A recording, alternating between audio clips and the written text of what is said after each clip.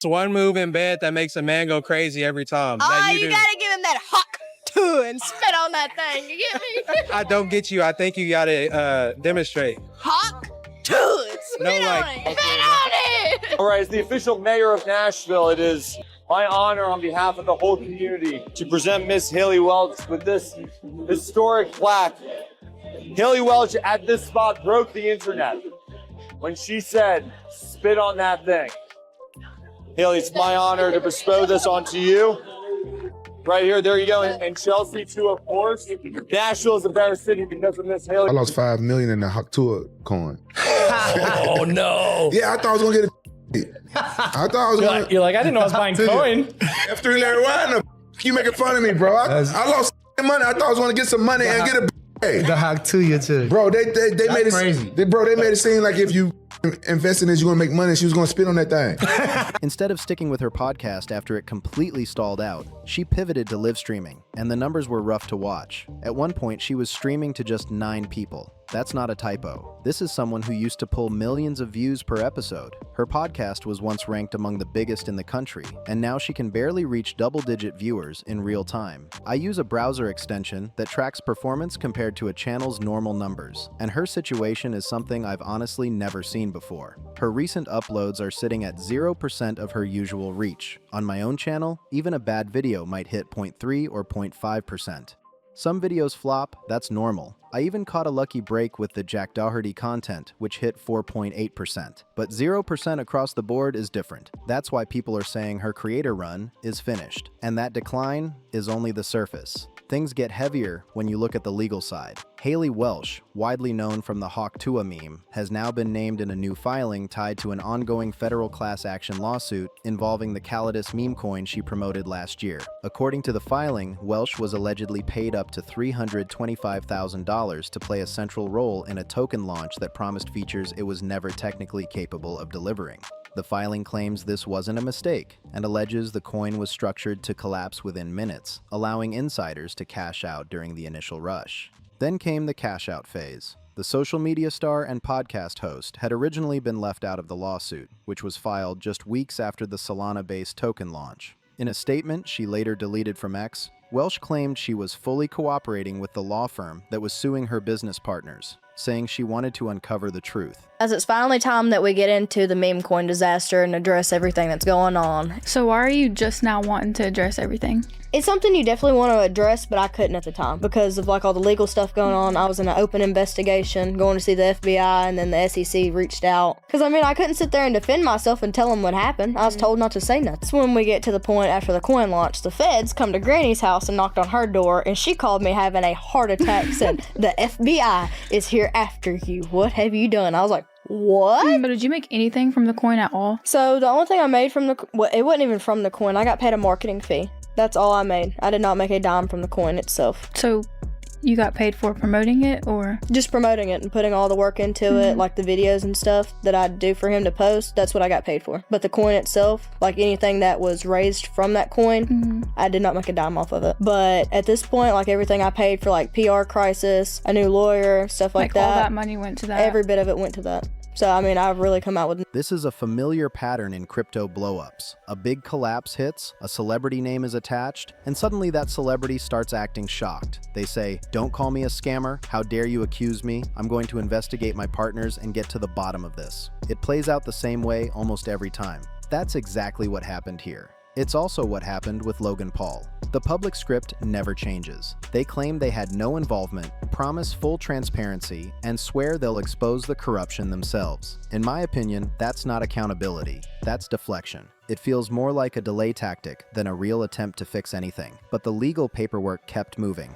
Berwick Law, the firm behind the class action, previously told reporters that it intentionally left Welch out of the case at first because it believed that strategy gave its clients the best chance at recovery. Now that strategy has changed. In a new development, the firm has asked the court for permission to amend the complaint to formally add Welch, her manager Johnny Forster, and her company 16 Minutes LLC as defendants. The filing also introduces new fraud allegations and requests alternative methods to serve existing defendants, including Clinton So and Overhear Limited.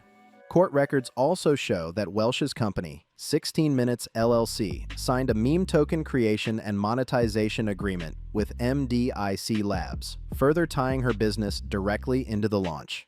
Nearly 5 months before the token ever launched, the filing states that a contract was already in place. That agreement required Welsh to promote the token across all of her social media platforms. In return, she was set to receive $125,000 up front, with another $200,000 tied to hitting specific promotional milestones. On top of that, and have any of you heard of me watching porn in the library?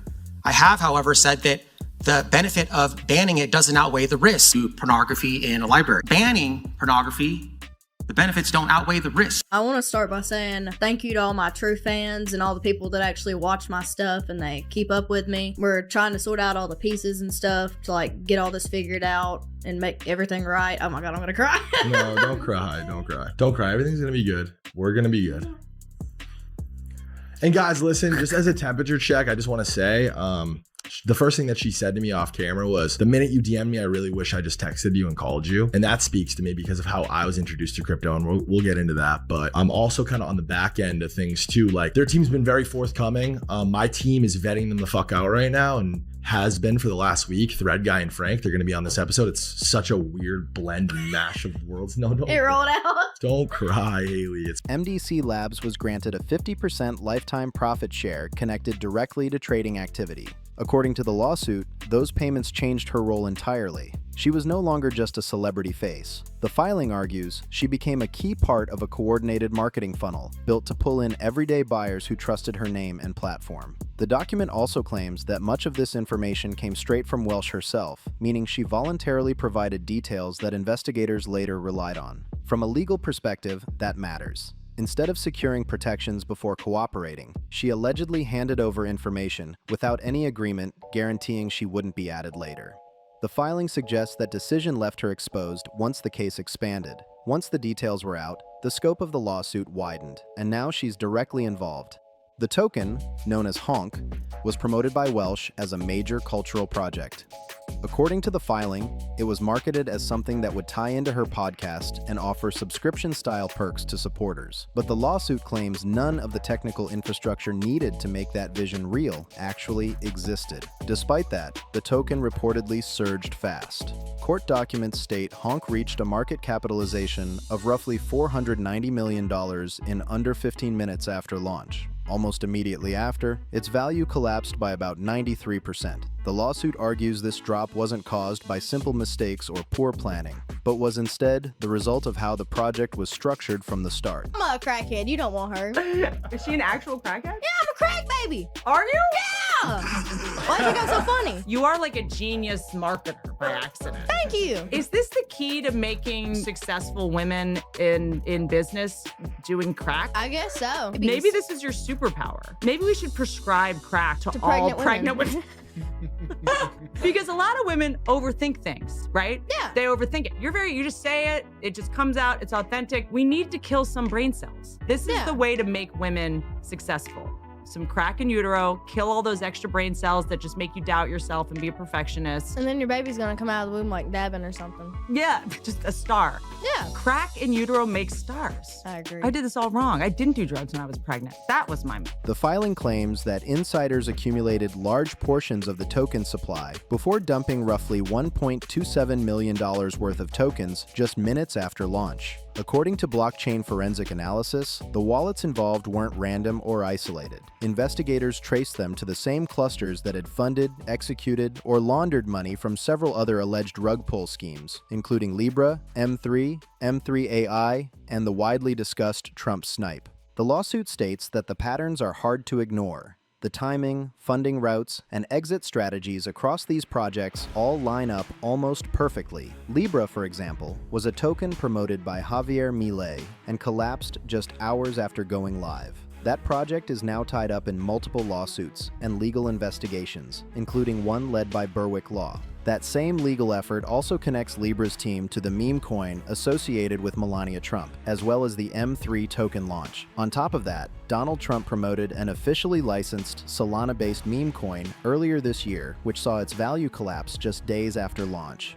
Berwick law alleges that all of these followed the same on-chain blueprint seen with the Hawk token. Because of those similarities, Welsh was formally added in the latest amendment to the class action lawsuit. The filing argues her promotional role relied on misrepresentations about the token's real-world utility. What do you do now? Because now you have management, now you have a team. What are your plans moving forward? Like, do you want to still be the Hawk Tuah Girl, or do you want to? I don't really want that to be like my image. Like, Hawk Tuah Girl. I don't see that being like A my forever thing. thing? You know? Yeah, I don't want to be known as that. I mean, it's funny, and you're also only 21, so you kind Yeah. of said something silly. And I think half of the internet also is on your side with that, where Oh, it's yeah. like you're out drinking after a night with Oh, your yeah. friends. You get asked, what is something crazy you do in bed? Oh, yeah. Hawk Tuah. It was funny. I was being a little bit of a smartass too. 'Cause, like, Yeah. you're going to come up to me with a microphone and ask me something like that. Oh, well, I'm going to Hawk Tuah and spit on it, you know. I don't mean nothing by it. Yeah, you were like actually being serious. Oh, yeah. You were just joking. Yeah. Why the hell did any of you guys buy a coin being promoted by a dumb that literally became famous off of talking about spitting on dicks? You deserve to get rug pulled if you went ahead and bought a coin that she was pushing. Like, are you fucking stupid? And then a bunch of people got, because, you know, crypto people are simps. Well, that's misogynistic. That's fucked up. And I'm like, no, bro. It's like, bro, this chick's a 304. Don't listen to 304s. Like, 304s typically are not good people. They don't have ethics, right? Because they're... Her manager, Johnny Forster, was also named, with the lawsuit claiming he oversaw her branding strategy, supported the Hawk token narrative, and promoted the meme coin himself. Lastly, 16 Minutes LLC was included as a defendant. The filing identifies it as the operating entity behind Welsh's career and the company that signed the token monetization agreement. According to the lawsuit, much of the evidence came directly from information that was voluntarily provided, giving investigators everything they needed to connect the dots. That kind of move is exactly how someone ends up added to a lawsuit. It's reckless, but honestly not shocking at this point. So that's where things stand now. The same person who once dominated the internet is live streaming to 9 viewers while dealing with a massive legal case. The outlook isn't great, but like I mentioned earlier, I also need to update you on a lawsuit that I'm personally involved in. I'm currently listed as a defendant, and from my perspective, the case itself is baseless. For anyone unfamiliar, I was sued by a streamer operating under the name Denver Metro Audits. In my opinion, his content style and approach have raised concerns for a long time. He's known for intentionally provoking confrontations in public spaces and pushing situations for clicks and attention. Last month, he uploaded a video that drew heavy backlash, including from his own audience. The clip showed him continuing a confrontation with a woman who appeared to be vulnerable after she tried to disengage and walk away. Many viewers criticized the video, saying the situation should have been left alone instead of escalated for content. That reaction didn't come from me alone. It came from people who normally support his channel. I'm not asking anyone to blindly take my side. I've linked the video in the description so you can watch it yourself and form your own opinion. Look at the interaction, look at how it unfolded, and decide whether it crossed a line. Beyond that incident, I've been openly critical of his content for years. I don't agree with how he operates, and I believe his approach often targets people who are unprepared or uncomfortable being put on camera. Recently, that criticism turned into a personal issue, and now I'm dealing with the legal fallout from it. Most people that have messaged me, they've said like, oh, you know, we lost all of our money for the month. Like, I put so much money into this, now we don't have money for the month. I don't know, it just makes me feel really bad that they trusted me and I led them to something that I did not have enough knowledge about. Like, I did not have enough knowledge about crypto to be getting involved with it. And I knew that. But I got talked into it and I trusted the wrong people. So that sucks. There's people out here that hate me for promoting a coin. It's like Paris Hilton. I mean, she's got cooking stuff out, like cooking appliances. She didn't sit there and take the time to make them. No. She's just the face of it. Yeah. Those are hers, you know? So that's pretty much like you with the crypto coin. Yeah, I was just a spokesperson for Yeah. it. I mean, they pay you for being a spokesperson for it, but it's not actually your coin, if that makes sense. So did anyone actually lose money from the coin? See, that's the part I asked about too. So evidently there was like 1.2 million that got lost, but then they done some research and it was like 180K of people's like real money that got lost. Like the rest of it was just like, I don't know, scammers, snipers, whatever they call them. The lawsuit was filed over my use of his videos under fair use as part of transformative commentary. Even so, the case moved forward and it has already cost me around $24,000. That financial hit is the reason we set up a GoFundMe, which I'll explain more clearly in a moment. There was, however, a major development that changed everything. I was able to recover a clip from 2022 where he appeared on my live stream and clearly gave me permission to use his content. In that clip, he directly stated, "I am not going to sue you. I don't have a problem with what you do. You have your audience and I have mine. That statement wasn't vague or implied. It was direct and on record. What made this even more important is that the video was still stored in my StreamYard archives, which I discovered just last week. Once I confirmed it was intact, I immediately forwarded the clip to my attorney, who then shared it with opposing counsel. My lawyer explained the situation clearly. He told them that with both verbal and written permission on record, the case was extremely weak and unlikely to succeed at trial. He suggested that dropping the lawsuit would be the reasonable move. Despite that, the case was not dismissed. According to my attorney, the opposing lawyer chose to continue forward, even while fully aware that permission had been granted and that the evidence would almost certainly surface in court. In my opinion, the only option they have left is to try and drain me financially and hope I can't make it all the way to trial. That's honestly what this feels like at this stage. That's also the reason we decided to set up a GoFundMe. We initially raised around $20,000 through PayPal, but I realized that using GoFundMe offers more transparency. It allows people to see updates, track progress, and clearly understand how funds are coming in and where they're going. That setup makes things easier, not just for the audience, but for me as well. If anyone wants to help with the legal fees, I truly appreciate it. The link is pinned in the comments and also listed in the description. There's absolutely no pressure to contribute, but if you've got a few extra dollars and feel like supporting, it genuinely helps more than you might think. I'll continue to keep everyone updated on both situations as they develop. That includes the lawsuit I'm personally dealing with and the much larger federal case involving Haley Welch. Both stories are unfolding in real time, and I'll make sure to share any meaningful updates as they happen. If you made it this far, drop a comment and let me know your thoughts. Make sure to like the video if you found it helpful, subscribe to BeyondFame for more content like this, and share the video so more people can see the full story. Thanks for watching, and I'll see you on the next one.